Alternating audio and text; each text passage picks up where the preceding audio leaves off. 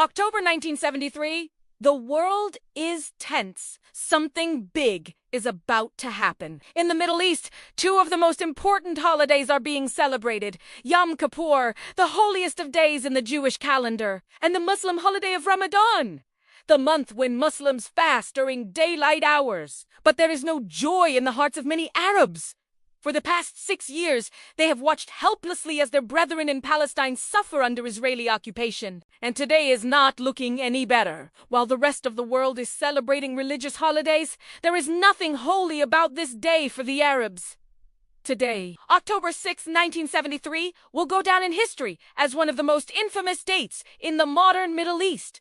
Today, the Arabs will teach Israel a lesson it will never forget. The Yom Kippur War, also known as the October War, was fought between Israel and a coalition of Arab states led by Egypt and Syria, though the fighting continued until October 25, 1973. The war is generally considered to have taken place over just the first few days of the conflict. During that time, the Arab coalition achieved significant battlefield victories before Israel was able to mount effective counterattacks. Although the war ended with an uneasy truce and no significant territorial changes, its consequences were profound. As the first Arab-Israeli war to end without an overwhelming Israeli victory, it shattered the myth of Israeli military superiority and bolstered support for the Arab cause around the world. Perhaps more importantly, though it opened the door to lasting peace between Israel and its Arab neighbors, in 1947, the United Nations proposed the partition of mandatory Palestine into 2 independent states, one Jewish and one Arab.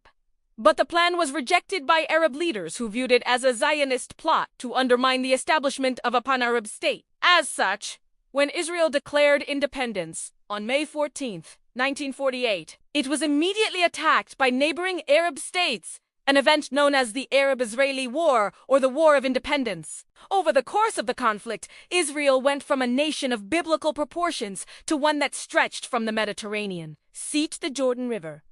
But the Arab-Israeli conflict was far from over. After a brief hiatus, war erupted again in the region in June 1967 during a period known as the Second Arab-Israeli War or the Six-Day War. Within just 6 days, Israel defeated its attackers, captured the Gaza Strip, West Bank, East Jerusalem, the Golan Heights, and the Sinai Peninsula. To prevent future attacks, Israel established military bases in these territories and built a series of defensive fortifications along the Suez Canal known as the Bar-Lev Line. These events left Egypt humiliated and determined for revenge. But how could they possibly defeat Israel? They would need help, and so Egypt turned to the Soviet Union, who provided them with weapons and military training in exchange for access to the Suez Canal and other facilities. Egypt was now ready for war. On October 6, 1973, thousands of Egyptian troops crossed the Suez Canal into the Sinai and quickly made headway. What they lacked in numbers and firepower, they made up for in preparation. The Egyptians had spent years planning this attack and had carefully selected their crossing point. The bulk of the Israeli forces were located in the northern part of the Sinai, near the Gaza border. So early in the morning, while most of Israel slept, Egyptian special forces blew up several sections of the Bar-Lev Line and headed north. With the element of surprise on their side, the Egyptians broke through the canal and raced inland. To aid their advance, the Egyptian Air Force destroyed all bridges behind them so as to deny these positions to the advancing Israelis. Unlike the 1967 war, where Israel had caught Egypt off guard, this time it was Egypt who had planned and prepared for battle for years. All of this was coordinated by Field Marshal Mohammed Gohar, who directed his forces using a control center hidden deep underground. Even Israel's best weapon systems proved ineffective against the Egyptians' newest tanks and artillery. By nightfall on October 6th, the Egyptians had advanced 8 miles into the Sinai and were digging in for the night. Some 2,500 Israelis lay dead or wounded, and 1,800 were missing. Of the Egyptians, only 300 soldiers had been killed. It was a great victory, one that Egypt had long prepared for. Meanwhile, however, while the battle raged in the Sinai, the Syrians were having less success on their northern front. Their goal was the Golan Heights, a mountainous region captured by Israel during the Six-Day War. Despite fierce fighting, the Syrians were unable to make any significant gains. As they struggled to hold on to their initial positions, news of the Egyptian breakthrough reached them. Initially, they had tried to coordinate their attacks with Egypt, But those plans fell apart due to poor communications. Still, emboldened by the Egyptians' early successes, the Syrians renewed their assault, this time with even greater force. They hoped that if they could capture the Golan Heights, then Israel would be forced to divert troops from the southern front, lessening the pressure on Egypt. But the Israelis were prepared for this and soon managed to stop the Syrian advance. Nevertheless, the Egyptians kept pushing deeper into the Sinai.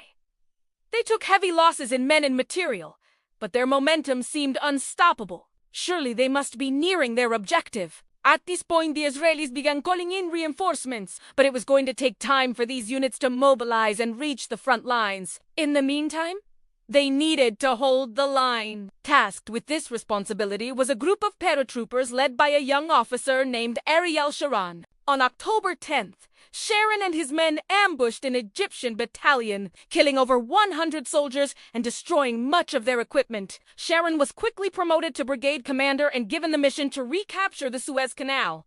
But despite his success, he knew that the Egyptians were dug into strong defensive positions and that a frontal assault would be costly. So instead, he devised a daring plan to outflank the enemy. Using inflatable rubber boats, Sharon and his men crossed the canal undetected and launched a surprise attack from behind.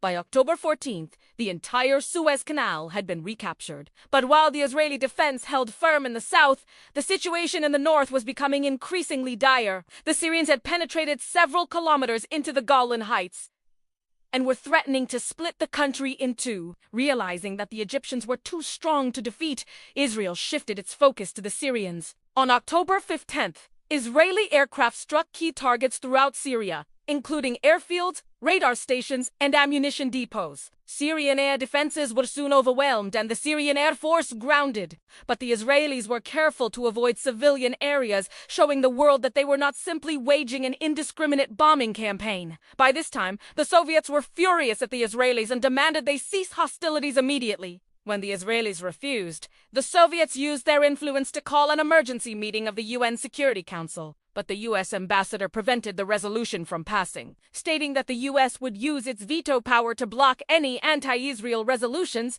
Meanwhile, the U.S. dispatched carrier-based fighter jets to the eastern Mediterranean to protect Israel from Soviet attack. It was clear that the Soviets were considering direct military intervention. However, despite these international pressures, the Israelis pressed on. On October 21st, Israeli ground forces crossed the Suez Canal and drove toward Cairo.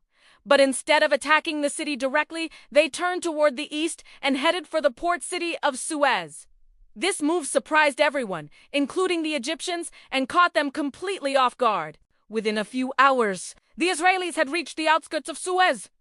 Many Egyptians fled the city in terror, but those who stayed behind were ordered to report to a draft office and prepare to fight. A young man named Anwar el-Sadat did so, expecting to be sent to the front lines. But the next day, he was told that he was needed elsewhere. He was to deliver a message to the Israelis. When Sadat approached the Israeli checkpoint, he raised his hands in surrender. This gesture shocked the Israelis, who had expected resistance. But Sadat insisted that he had a message for their prime minister. After reading the note, Golda Meir replied that she was willing to meet with Sadat and discuss peace terms. This meeting, which took place on October 22nd, marked the beginning of the end for the war. The fighting lasted another 3 days, but neither side was willing to risk further bloodshed. On October 25th, a ceasefire was declared. In the end, both sides had suffered heavy casualties. But perhaps more significantly, the war had shattered the myth of Israeli invincibility and demonstrated the limits of American military power. Both sides emerged from the conflict eager to put it behind them.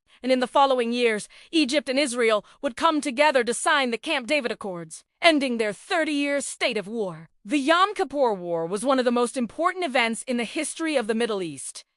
It led to the downfall of several dictators and paved the way for the creation of a Palestinian state. It also marked the end of the Cold War and helped bring about the modern world we live in today. If you want to learn more about the Arab-Israeli conflict, stay tuned.